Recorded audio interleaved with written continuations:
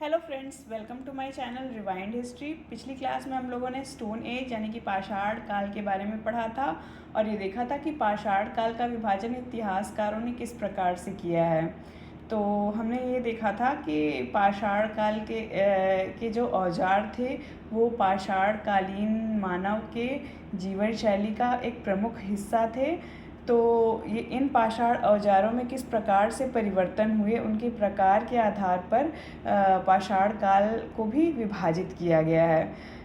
यानी कि जब वो कोर टूल्स पे बने थे तो उस काल को हम निम्न पाषाण काल के नाम से जानते हैं। फिर मध्य पाषाण काल में यही औजार फ्लेक्स पर दिखाई देते हैं। उच्च पाषाण काल में हम लोग देखते हैं कि ये औजार ब्लेड्स पर बने हुए हैं। मध्य पाषाण काल में ब्लेडलेट्स पर दिखाई देते हैं और नवपाषाण काल में फिर हम लोगों को सेल्ट्स की अधिकता दिखाई देती है, जो कि मानव के विकास और मानव की प्रगति की कहानी कहते हैं। आज हम लोग पुरापाषाण काल के बारे में और भी विस्तृत अध्ययन करेंगे। तो चलिए आज की क्लास शुरू करते हैं। पुरापाषाण काल यानी कि पैलियोलिथिक एज, जो पाषाण काल का एक सबसे लंबा कालखंड है या पाषाण काल का सबसे मेजर पोर्शन कवर करता है। इसका समय जो है वो 25 लाख ईसा पूर्व से 10,000 ईसा पूर्व, यानी कि ये एक बहुत लंबा टाइम पीरियड है जो कि सिर्फ और सिर्फ पूरा पाषाण काल ही कवर करता है। अभी मध्य पाषाण काल और नवपाषाण काल जो है वो शेष है पाषाण काल में। ये सिर्फ पूरा पाषाण काल की अवधि के बारे में हम बात कर रहे हैं। पूरा पाषाण काल क्योंकि स्वयं में एक लंबा कालखंड है, तो इसीलिए इतिहासकारों ने पुनः इसे 3 पार्ट में डिवाइड किया है: निम्न पुरापाषाण काल, मध्य पुरापाषाण काल और उच्च पुरापाषाण काल।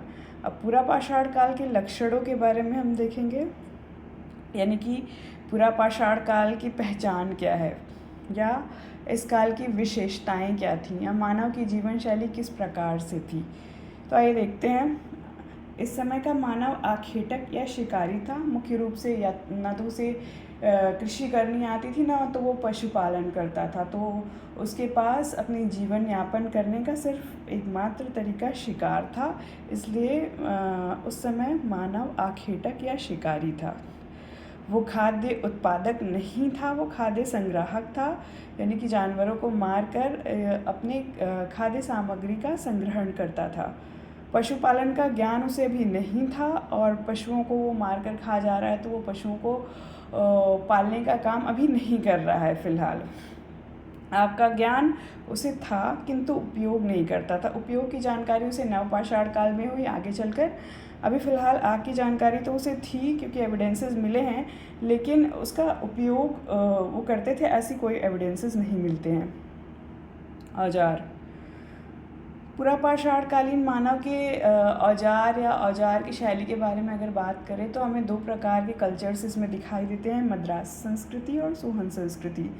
मद्रासियन संस्कृति जो है वो दक्षिण भारत से संबंधित संस्कृति है और इसे एशुलियन संस्कृति के नाम से भी जानते हैं।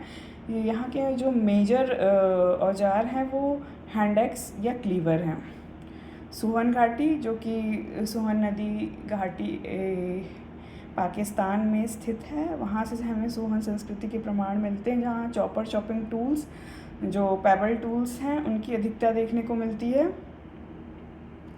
तो ये कुछ लक्षण हैं जो पुरापाषाण काल में देखे गए हैं। अब पुरापाषाण काल को पढ़ने के लिए या इतिहास की दृष्टि से पाषाण काल को समझने के लिए जो सबसे महत्वपूर्ण बात है वो पुरास्थलों का अध्ययन है, जो पुरापाषाण काल, मध्य पाषाण काल या नवपाषाण काल से जुड़े हैं या उनके बारे में हमें जानकारी देते हैं।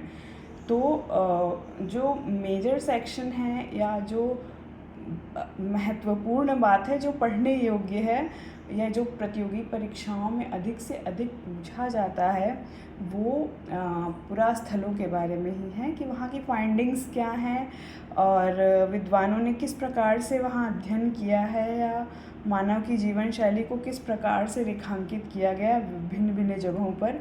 तो आइए देखते हैं जो सबसे महत्वपूर्ण पुरास्थल हैं, जो बार बार हमारे एग्ज़ाम्स में पूछे भी जाते हैं। तो सबसे पहला पुरास्थल हम अतिरमपक्कम के बारे में बात करेंगे। अतिरमपक्कम तमिलनाडु में है और इसकी खोज 1863 में विलियम किंग ने की थी।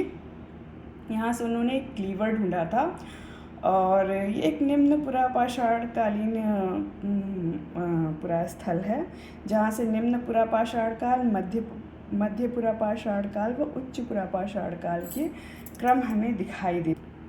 अतिरम्पक्कम कोरतल्यार नदी के तट पर या कोरतल्यार नदी घाटी में है और यहाँ से क्वार्ट्जाइट पत्थर से बनी हाथ की कुल्हाड़ी, जिसे हैंडेक्स कहते हैं, वो हमें मिला है। जानवरों के पैरों के निशान और एशूलियन औजारों के साथ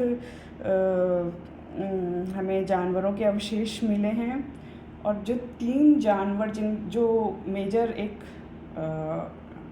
कुछ यहाँ की विशेषता के बारे में, जो इस साइट की विशेषता है वो ये है कि यहाँ से जो 3 जानवरों के जीवाश्म मिले हैं, घोड़े, भैंस व नीलगाय के दांत मिले हैं। यहाँ से 17 राउंड इम्प्रेशन मिले हैं एनिमल फीट के and a set of hoof print, यानी कि खुर के जो उनके निशान होते हैं वो भी हमें प्राप्त हुए हैं।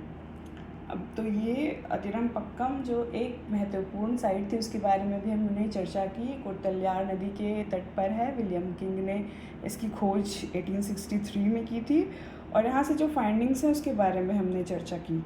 अब जो दूसरा महत्वपूर्ण पुरास्थल है या साइट है वो हथनौरा है, जो मध्य प्रदेश में स्थित है और 1982 में अरुण सोनाकिया ने इसकी खोज की थी।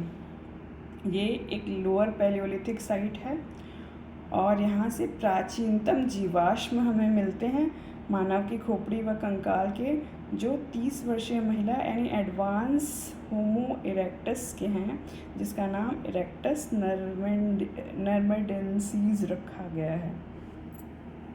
देखिए, जब हम प्राचीन इतिहास का अध्ययन करते हैं और स्पेशली भारतीय प्राचीन इतिहास का अध्ययन करते हैं, उसमें मुख्य रूप से प्रागैतिहास या प्री हिस्ट्री का अध्ययन करते हैं, तो उसमें जो सबसे महत्वपूर्ण बात है, क्योंकि हम एक ऐसे काल का अध्ययन कर रहे हैं जब मानव पढ़ना लिखना नहीं जानता, उसके बारे में हमें कोई भी लिटरेरी फाइंडिंग्स मिल नहीं रही हैं, हमें सिर्फ और सिर्फ पुरातात्विक अवशेष मिल रहे हैं। तो पुरातात्विक अवशेष हमें पुरास्थलों से ही प्राप्त होते हैं। पुरास्थलों का जब एक्सकेवेशन होता है, वहाँ से जो फाइंडिंग्स मिलती है उनके आधार पर तथ्यों का संकलन होता है और इतिहास की गणना की जाती है। तो ऐसी स्थिति में पुरास्थलों का अध्ययन या पुरास्थलों के बारे में जानकारी रखना सबसे महत्वपूर्ण पार्ट है प्री हिस्ट्री को पढ़ने के लिए, क्योंकि इसमें 2 ही बातें जो मानव के जीवन या मानव के जीवन के विकास को जानने में हमारी मदद कर सकती हैं। वो 2 ही चीज़ें हैं, एक पुरास्थल और दूसरा पुरावशेष। तो इन दोनों की जानकारी रखना बहुत महत्वपूर्ण है, इसलिए हमें साइट्स के बारे में तो अध्ययन करना ही होगा। हालांकि साइट्स के बारे में जो फैक्ट्स होते हैं उनको याद रखना थोड़ा कठिन है, इसलिए अभी हम थोड़ा थोड़ा करके स्टडी करेंगे और एक बार में सिर्फ 2 साइट का अध्ययन करेंगे।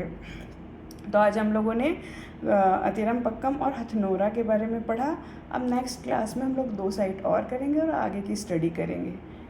तो आज के लिए बस इतना ही। Thank you.